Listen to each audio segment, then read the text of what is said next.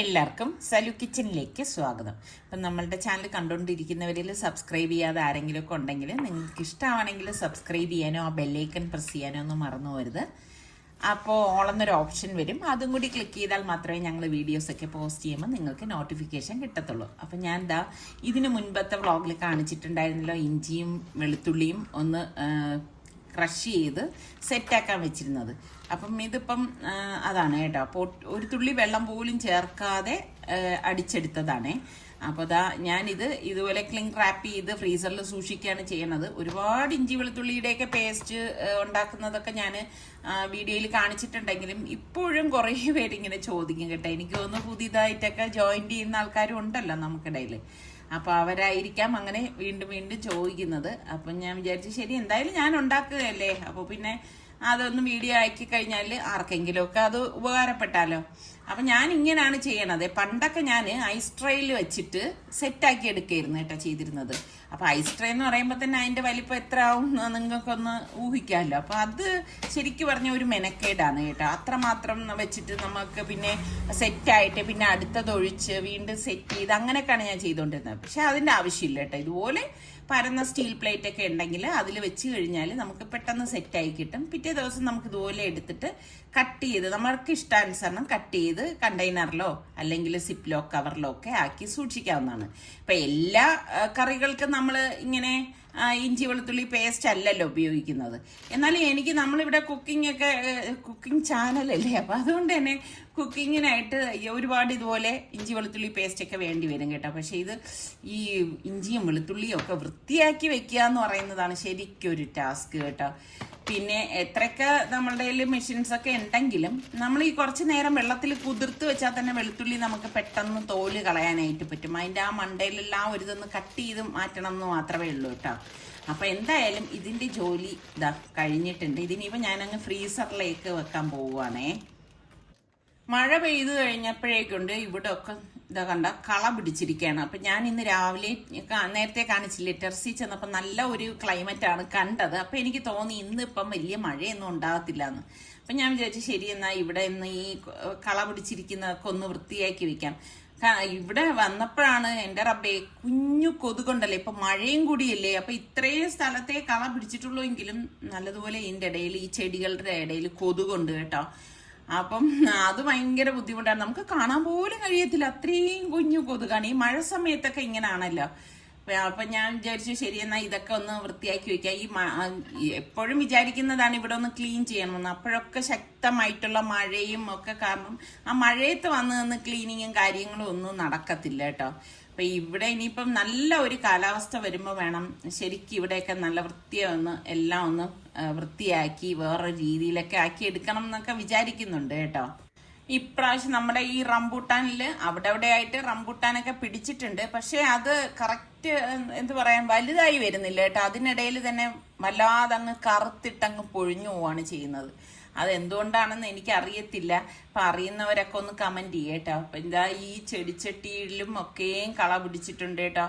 അപ്പം അതെല്ലാം വൃത്തിയാക്കാന്ന് പറഞ്ഞാൽ കുഞ്ഞു കുഞ്ഞു ചെടികളാണ്, പക്ഷെ വൃത്തിയാക്കാൻ ഒത്തിരി നേരം എടുക്കും. അതിൽ മണ്ണ് പോവാതെ വേണ്ടേ നമ്മൾ ഇവിടെ ഇരുന്ന് ഇതൊക്കെ വൃത്തിയാക്കി എടുക്കാൻ. പിന്നെ എന്നെ സംബന്ധിച്ച് രാവിലെയുള്ള ഈ ഒരു ടൈമാണ് എനിക്ക് ഫ്രീ ടൈം എന്ന് പറയുന്നത്. പിന്നെ ചെടികൾക്കും എന്തുകൊണ്ട് നമ്മൾ ജോലിയൊക്കെ കളയൊക്കെ പറിക്കുന്നത് ഈ ഒരു സമയത്തായിരിക്കും നല്ലതെന്നാണ് തോന്നുന്നത് കേട്ടോ. പിന്നെ നല്ല വെയിലുള്ള സമയത്തൊക്കെ ആണെങ്കിലും ബുദ്ധിമുട്ടൊക്കെ അല്ലേ. ഇപ്പൊ പിന്നെ അങ്ങനെ വെയിലും കാര്യങ്ങളും ഒന്നുമില്ല, എപ്പോഴും മഴയും ഇരുണ്ടടഞ്ഞ ആകാശവും പ്രകൃതിയും അങ്ങനെയൊക്കെയാണല്ലോ. പിന്നെ ഉണ്ടല്ലോ നമ്മളുടെ ഈ കറിവേപ്പില ഉണ്ടല്ലോ, ഒരു ഇല പോലും നല്ലതില്ല എന്നുള്ളതാണ് കേട്ടോ. അപ്പം ഞാൻ എന്ത് ചെയ്യുന്നു, സിസർ കൊണ്ടുവന്നിട്ട് അതെല്ലാം ഒന്ന് കട്ട് ചെയ്ത് മാറ്റാണ് കേട്ടോ. ഞാൻ വിചാരിക്കുന്നുണ്ട് ഇതിനെ അങ്ങ് മുട്ടയാക്കി നിർത്തിയാലോ എന്ന് വിചാരിക്കുന്നുണ്ട് കേട്ടോ. അങ്ങനെ ഇവിടെയും വന്നിങ്ങനെ കട്ട് ചെയ്യുമ്പോഴും ആ കുഞ്ഞു കൊതു എന്നെ വിടാതെ തുടരുന്നുണ്ട്. ഈ അപ്പുറത്തോട്ട് കണ്ടോ, അതിപ്പോൾ നമ്മുടെ പുരയിടമൊന്നുമല്ല കേട്ടോ അപ്പുറത്ത് കാണുന്നത്. അവിടെ ഭയങ്കര കാട് പോലെ ഇങ്ങനെ പിടിച്ചു കിടക്കുകയാണ് കേട്ടോ. അത് ശരിക്കും പറഞ്ഞ ഒരു ബുദ്ധിമുട്ട് തന്നെയാണ്. അപ്പം അവിടെ നിന്നും ഈ കൊതുകും ഒക്കെ വന്ന് ഇഴജന്തുക്കളും ഒക്കെ ഉണ്ട് കേട്ടോ. അപ്പം ഞാൻ ഇതെല്ലാം കട്ട് ചെയ്ത് വിടാന്ന് കരുതി കേട്ടോ. അപ്പൊ അങ്ങോട്ടുള്ള കറിവേപ്പിലയുടെ ഇലകൾ കാണുമ്പോഴേക്ക് കട്ട് ചെയ്യാൻ മനസ്സും വരുന്നില്ല. പക്ഷെ കട്ട് ചെയ്ത് നല്ല മുട്ടയാക്കി നിർത്തിയാൽ നന്നായിട്ട് കിട്ടുവേ. അതൊക്കെ കഴിഞ്ഞ് കൈയും കാലും ഒക്കെ കഴുകിയിട്ട് വന്ന് മുകളിലേക്ക് വന്നപ്പോഴേക്ക് ഇതാ കണ്ട തുണികൾ മടക്കാനായിട്ടുണ്ട് കേട്ടോ. എനിക്ക് ഭയങ്കര മടിയുള്ള ഒരു ജോലിയാണ് തുണി മടക്കുക എന്ന് പറയുന്നത്. ഇപ്പം മഴ ആയത് കാരണം പെട്ടെന്ന് ഉണങ്ങി കിട്ടത്തില്ല. അപ്പോൾ സ്റ്റാൻഡ് വെച്ചിട്ടാണ് തുണി വിരിക്കുന്നത്. അപ്പം വെയിൽ എവിടെയെങ്കിലും കണ്ടു കഴിഞ്ഞാൽ സ്റ്റാൻഡിനെ എടുത്ത് പുറത്ത് വയ്ക്കും കേട്ടോ.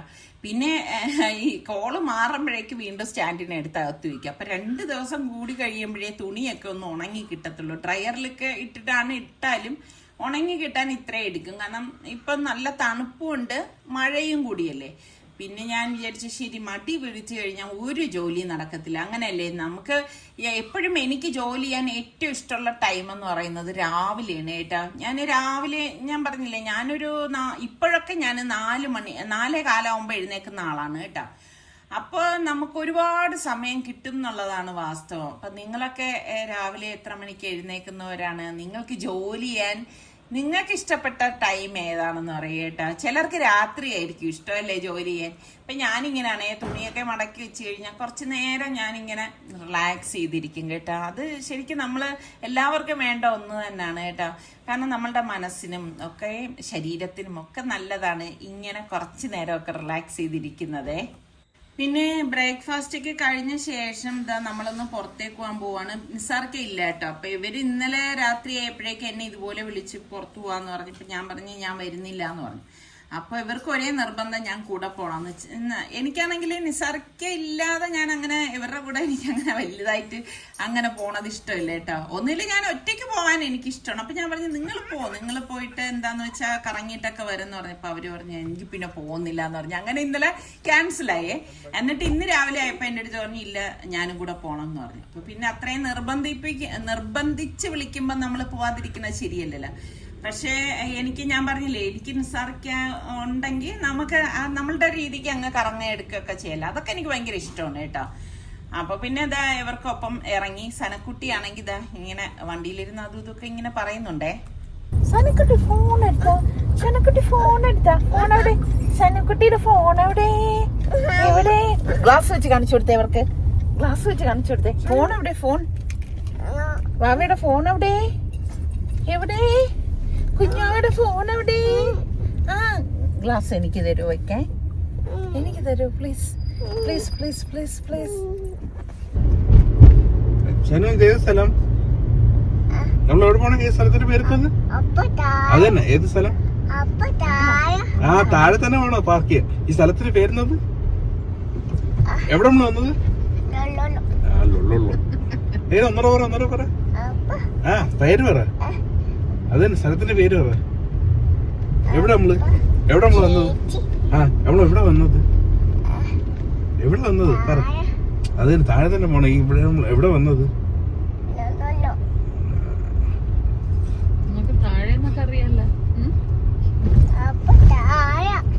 അപ്പൊ ഇവിടെ വരുമ്പോഴേക്ക് അറിയാലോ നമുക്ക് ഇഷ്ടമുള്ള കറങ്ങാനുള്ള സ്ഥലങ്ങളൊക്കെ ഒരുപാട് ഉണ്ടാവും. അപ്പൊ സൽമാൻ പറയുന്നുണ്ട് ഉമ്മക്ക് ഇഷ്ടമുള്ളിടത്തൊക്കെ കറങ്ങിയിട്ട് വാ, എന്നിട്ട് നമുക്ക് അപ്പൊ എവിടെയെങ്കിലും ജോയിൻ ചെയ്യാം എന്നൊക്കെ പറഞ്ഞു. പക്ഷെ അങ്ങനെ നമ്മൾ ഒരുമിച്ച് ഇറങ്ങിയിട്ട് എനിക്കിഷ്ടമുള്ള സ്ഥലത്ത് ഞാൻ പോകണു, അവർക്ക് ഇഷ്ടമുള്ളിടത്ത് അവർ പോകണം, അതൊന്നും ശരിയല്ലല്ലോ.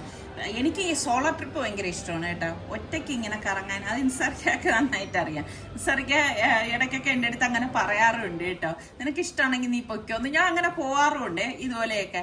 അപ്പം നമ്മൾക്ക് ഇഷ്ടമുള്ളിടത്തൊക്കെ കയറി ഒരുപാട് സമയം അവിടെ സ്പെൻഡ് ചെയ്യാം. അപ്പോൾ ഒന്നുമില്ല. പിന്നെ നിസാർക്കയുടെ കൂടെ വന്നു കഴിഞ്ഞാലും അങ്ങനെ തന്നെ. പക്ഷെ റീസെന്റ് ആയിട്ട് നിസാർക്ക കുറച്ച് തിരക്കും കാര്യങ്ങളൊക്കെ ആയതുകൊണ്ട് ഞാൻ പിന്നെ അധികം അങ്ങനെ ബുദ്ധിമുട്ടിക്കാനും പോവാറില്ല കേട്ടോ. എനിക്കാണെങ്കിൽ ഇങ്ങനെയാണ് ഇതുപോലെയുള്ള ക്രോക്കറി ഐറ്റംസ്, ഡെക്കോർ ഐറ്റംസ് ഇങ്ങനെയൊക്കെയുള്ള ഷോപ്പുകളിലൊക്കെ കയറാനാണ് എനിക്ക് ഭയങ്കര ഇഷ്ടം കേട്ടോ. ചുമ്മാ ഇങ്ങനെ വാങ്ങിക്കണം എന്നൊന്നുമില്ല. നല്ല നല്ല പുതിയ പ്രൊഡക്റ്റ് വന്നിട്ടുണ്ടോ, പിന്നെ അവരെങ്ങനെയാണ് അറേഞ്ച് ചെയ്ത് വെച്ചേക്കുന്നത്, ഇതുപോലെയൊക്കെ നമ്മളുടെ വീട്ടിലും എല്ലാം അറേഞ്ച് ചെയ്ത് വെച്ചാൽ നന്നായിരിക്കും, അങ്ങനെയൊക്കെ കാണാനാണ് എനിക്ക് ഭയങ്കര ഇഷ്ടം കേട്ടോ. പക്ഷെ ഇപ്പം നമ്മുടെ സനക്കുട്ടി ഉള്ളത് കൊണ്ട് ഇങ്ങനെയുള്ള എന്താ പറയാൻ പൊട്ടുന്ന ഐറ്റംസ് ഒന്നും അങ്ങനെ വയ്ക്കാൻ പറ്റാത്തൊരവസ്ഥയാണ്. അപ്പം ഞാൻ പറയുന്നുണ്ട് കേട്ടോ, മോളിനി ഇത് വലിച്ചെടുക്കരുത്, തറയെ വീണാ പൊട്ടിപ്പോവും, അങ്ങനെയൊക്കെ. നമ്മൾ അങ്ങനെ ശീലിപ്പിച്ച് വരുമ്പോൾ നമുക്ക് എന്ത് സാധനവും എവിടെയും വയ്ക്കാം എന്നുള്ള ആ ഒരു ഇത് വരുവേ. പണ്ട് നമ്മളുടെ ഇവിടെ സൽമാനും സുൽത്താനും റിസ്വാനും ഒക്കെ ഉണ്ടായിരുന്നപ്പോഴും അങ്ങനെ തന്നെയാണ്. പൊട്ടുന്ന ഒരുപാട് ഐറ്റംസ് നമ്മുടെ വീട്ടിലൊക്കെ ഉണ്ടായിട്ടുണ്ടേ. അപ്പം ഞാനാണെങ്കിൽ അത് മാറ്റി വെക്കാനൊന്നും പോയിട്ടില്ല കേട്ടോ. അപ്പം ഇവരടുത്തേക്ക് ചെല്ലുമ്പോഴേക്കും ഞാൻ പറയും മോനെ അത് തട്ടിയിടരുത് കേട്ടോ, അത് പൊട്ടിക്കരുത് കേട്ടോ എന്നൊക്കെ പറയുമ്പോൾ അവർ പിന്നെ അത് അവർക്കതങ്ങ് ശീലമോ. അങ്ങനെ വരുമ്പം നമുക്ക് മക്കളെ എവിടെ വേണമെങ്കിലും കൊണ്ടുപോകാം എന്നുള്ളൊരവസ്ഥയാവും. അതല്ല ഇവർ കുറുമ്പൊക്കെ കാണിച്ചതൊക്കെ പൊട്ടിയിട്ട് അങ്ങനെ നമ്മുടെ വീട്ടിലേ അങ്ങനെ ആണെങ്കിൽ പിന്നെ നമ്മളെങ്ങനെ പുറത്തേക്കൊക്കെ ഇവരെ കൊണ്ടുപോകും അല്ലെ? ഇതുപോലെയൊക്കെ ഉള്ള ഷോപ്പുകളിലും മോളുകളിലൊക്കെ വരുമ്പോഴും നമുക്ക് അവരിലൊരു ശ്രദ്ധ നല്ലതുപോലെ വേണ്ടി വരും. ഇപ്പം മാഷാല്ലാ നമ്മുടെ സനക്കുട്ടിയും അങ്ങനെയൊന്നും ചെയ്യത്തൊന്നുമില്ല. ഇപ്പം നമ്മൾ അങ്ങനെ ശീലിപ്പിച്ചത് കൊണ്ടായിരിക്കാം, എനിക്കറിയത്തില്ല. അപ്പം ഇവിടെയൊക്കെ വരുമ്പോഴും അവളിങ്ങനെ അതിലേ ഓടിച്ചാടിയൊക്കെ നടക്കുന്നുണ്ട്. ഇവിടെയൊക്കെ ഗ്ലാസ് ഐറ്റംസും ഒക്കെ വെച്ചിട്ടുള്ളതാണ്. അപ്പം നമുക്ക് മനസ്സിനൊരു ഉറപ്പുണ്ട് അവളതൊന്നും വലിച്ചിടത്തില്ല എന്നുള്ളത്. എന്നാലും ഒരു കണ്ണ് അവളിലേക്ക് വെച്ചിട്ടുണ്ടാവും കേട്ടോ. അപ്പം ഞാൻ ഈ ഒരു ഷോപ്പിലേക്ക് നോക്കണം എന്ന് കുറേ നാളുകൊണ്ട് ഞാൻ വിചാരിക്കുന്നുണ്ടായിരുന്നു കേട്ടോ. ഞാൻ റീസെൻ്റ് ആയിട്ടാണ് അറിഞ്ഞത് ഇവിടെ ഇങ്ങനെ ഒരു ഷോപ്പ് ഉണ്ടെന്നുള്ളത്. അപ്പം നമ്മൾ ദുബായിലൊക്കെ ഉണ്ടായിരുന്നപ്പോഴേക്കും അവിടെയൊക്കെ ഉണ്ടായിരുന്നു.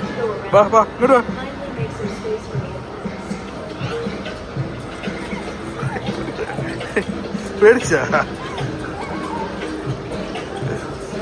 സരു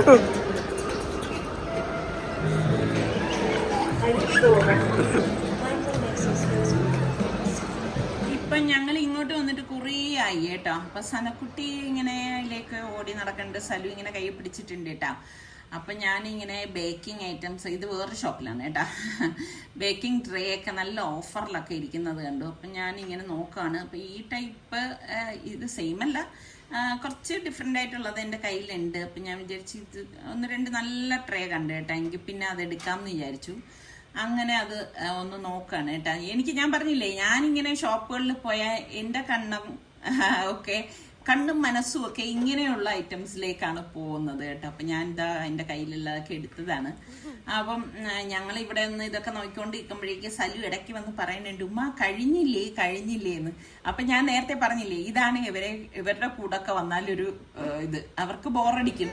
ഞാൻ നോക്കിയപ്പോണ്ട് ദേ പപ്പായും മോളും കൂടി ദേ ഇവിടെ ഇരിക്കുന്നേ. അപ്പം ഞാനും ഫാബി മോള് നേരെ ഇങ്ങോട്ടേക്ക് വന്നു. അപ്പം ഞങ്ങൾക്കുള്ളത് സലു ഓർഡർ ചെയ്തിരിക്കുകയാണ് കേട്ടോ. ചീസ് കേക്ക് എത്തി.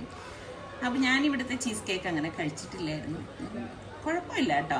അങ്ങനെ ഇപ്പം ചീസ് കേക്കൊക്കെ കഴിച്ച് കഴിഞ്ഞിട്ട് പിന്നെ നമ്മളുടെ സാധനം എടുക്കാനായിട്ട് വന്നു കേട്ടോ.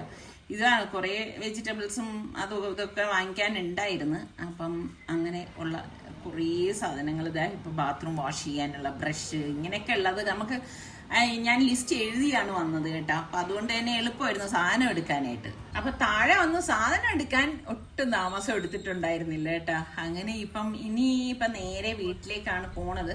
കാരണം സലൂന് ഉച്ചയ്ക്ക് വേറൊരിടത്തേക്ക് പോകേണ്ട ഒരു ആവശ്യമുണ്ട്. അപ്പം അതുകൊണ്ട് പിന്നെ അവിടെ നിന്ന് ഇറങ്ങിയേ.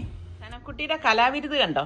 ഞാനാണെങ്കിൽ സനക്കുട്ടി കാണത്തക്ക രീതിയിൽ പെണ്ണൊന്നും വെക്കില്ല. ഇവിടെ നിന്നോ എടുത്തിട്ട് പോയിട്ട് ഇത് കണ്ടോ, കാണിച്ചു കൊടുത്തേ. ചേച്ചി ഇതെവിടാന്നൊക്കെ നോക്കിയേ, ഇവിടെ നേണ്ട്. സനക്കുട്ടി ഇത് ബാഡ് ഹാബിറ്റ് ആണ് കേട്ടോ. ഇനി മോൾ ഇങ്ങനെ ചെയ്യോ? ഇനി ഇങ്ങനെ ചെയ്യോ? ഇല്ല ഇല്ലാന്ന് പറ. അല്ലാന്നല്ല, ഇങ്ങോട്ട് നോക്കിയേ മോളെ. ഇനി ഇങ്ങനെ ചെയ്യോ? ഇല്ല. എന്ത് ചെയ്ത് മോളെ? ഇങ്ങനൊന്നും കാണിക്കരുത് കേട്ടോ. ഇതൊക്കെ എന്ത് വൃത്തികേടാണെന്നറിയാവോ? ഇനി പേന കിട്ടിയാ മോൾ ഇങ്ങനെ ചെയ്യോ? ചെയ്യോ? ഇല്ല. ഇങ്ങോട്ട് നോക്കിയേ. ഏതാ മോളെ? അത് ക്ലീൻ ചെയ്ത് കൊടുക്കാൻ അതാ പറയുന്നത്. നമുക്ക് ക്ലീൻ ചെയ്യാം. ഓക്കെ. സനക്കുട്ടിയുടെ കൈ നമ്മൾ മാജിക് ആയിട്ട് പെട്ടെന്ന് തന്നെ ക്ലീൻ ചെയ്തു. കണ്ടോ? ഇതെങ്ങനെ ക്ലീൻ ചെയ്തെന്നറിയാവോ? മൈൽഡ് ആയിട്ടുള്ള പെർഫ്യൂം എടുത്തിട്ട് തുണിയിൽ അടിച്ചിട്ട് ഞാനൊന്ന് ക്ലീൻ ചെയ്താണ്. ഇനി കൊണ്ടുപോയി കുളിപ്പിക്കട്ടെ. അപ്പോൾ ഞാൻ കുറച്ച് ബീഫ് നന്നായിട്ടൊന്ന് കഴുകി ഡ്രെയിൻ ചെയ്യാൻ വെച്ചിട്ടുണ്ടായിരുന്നു. ഇനി അതിലെ വെള്ളം നല്ലതുപോലെ പോകാൻ വേണ്ടിയിട്ട് ഞാൻ ഈ സ്പിന്നറിലേക്ക് ഇടാണ് കേട്ടോ. ശരിക്കിത് ചീര അങ്ങനെയുള്ള ഇലവർഗ്ഗങ്ങൾ മാത്രമല്ല, അല്ലെങ്കിൽ പച്ചക്കറികൾ മാത്രമല്ല, ഇങ്ങനെയുള്ള ഉപയോഗമുണ്ട് കേട്ടോ.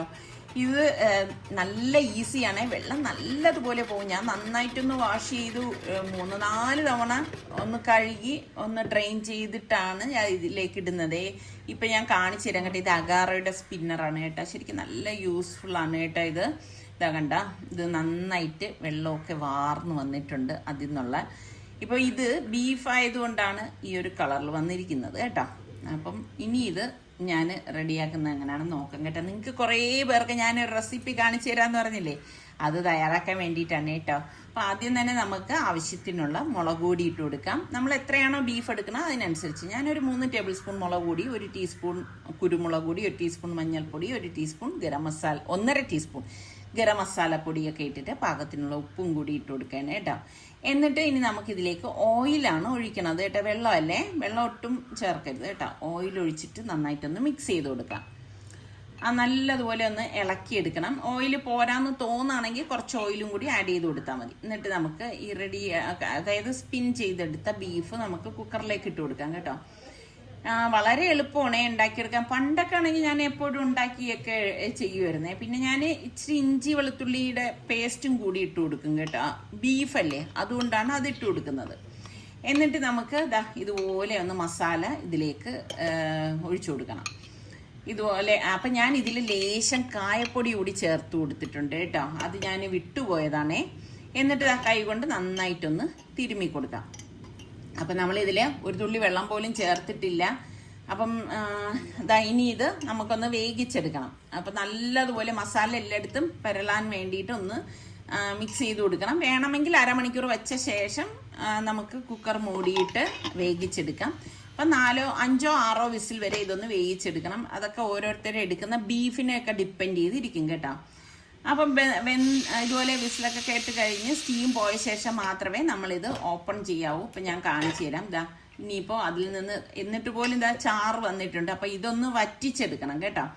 അപ്പം എനിക്ക് കിട്ടിയ ബീഫ് കുറച്ച് ഇങ്ങനെ ഹാർഡ് പോലെ തോന്നി കേട്ടോ. എനിക്ക് എപ്പോഴും നമുക്ക് നല്ല ഇത് കിട്ടണമെന്നില്ലല്ലോ. അപ്പം നല്ല ബീഫൊക്കെ ആണെങ്കിൽ നല്ല ടേസ്റ്റ് ആയിരിക്കും കേട്ടോ. അപ്പോൾ അത് ഞാൻ ഒന്ന് വറ്റിച്ചെടുക്കുകയാണ്. നല്ലതുപോലെ ഡ്രൈ ആക്കി എടുക്കണം കേട്ടോ. എങ്കിൽ മാത്രമേ നമുക്ക് നല്ല ഒരു കറക്റ്റ് രീതിക്ക് കിട്ടത്തുള്ളൂ. ഇതിപ്പോൾ ഞാൻ വറ്റിച്ചെടുത്തിട്ടുണ്ട്.